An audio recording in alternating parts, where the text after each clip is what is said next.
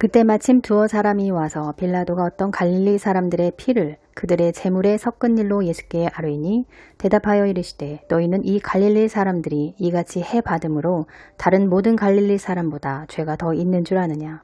너희에게 이르노라. 아니라 너희도 만일 회개치 아니하면 다 이와 같이 망하리라.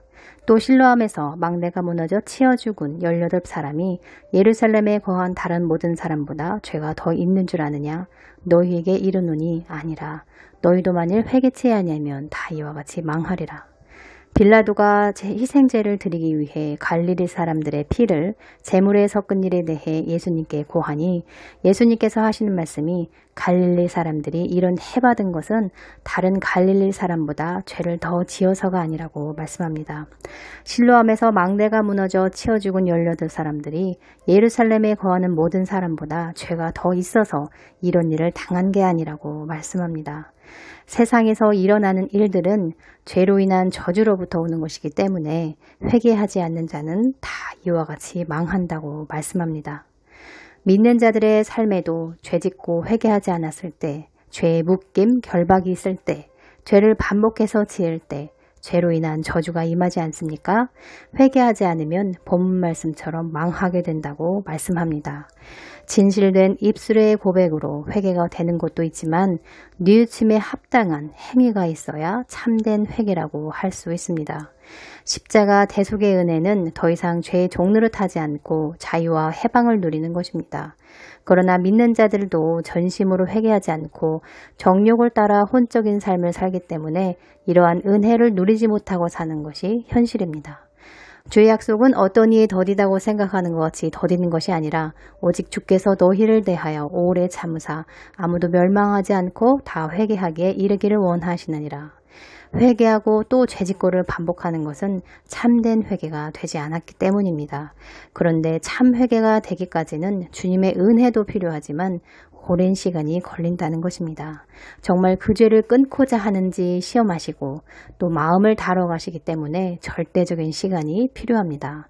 삶에서 문제를 통해 나의 어떠함을 드러내십니다. 그 문제를 통해 나의 연약함, 죄성, 악함 등을 발견하고 뉘우치며 참회할 수 있어야 하고 죄에 대하여 애통하며 탄식할 수 있어야 합니다. 그런 마음으로 회개를 해야 합니다. 그럴 때 눈물의 은혜가 있게 되겠지요.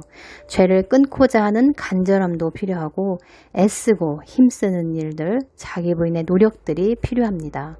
이 모든 것들을 종합적으로 보시고 판단하시며 그분의 때, 기도의 양이 채워질 때 죄사함을 받게 되는 은혜가 있습니다.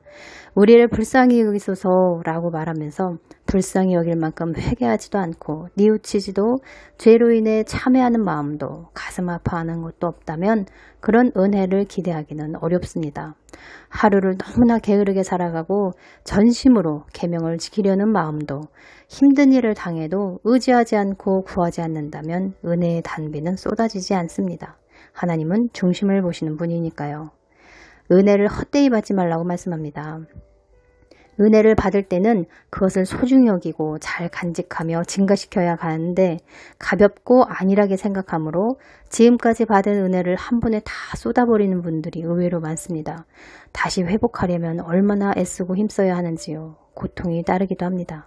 제 경우는 하기 싫은 마음이 들어도 흐름이 끊겼다가 다시 하려면 배나 힘들다는 것을 알기 때문에 그 느낌이 너무 싫어서 매일 조금씩이라도 이어가는 편입니다. 습관이라는 게 참 중요한 것 같습니다. 습관을 들이기 위해 매일 반복하는 것은 더더욱 중요하더라고요. 여러분은 어떠신가요?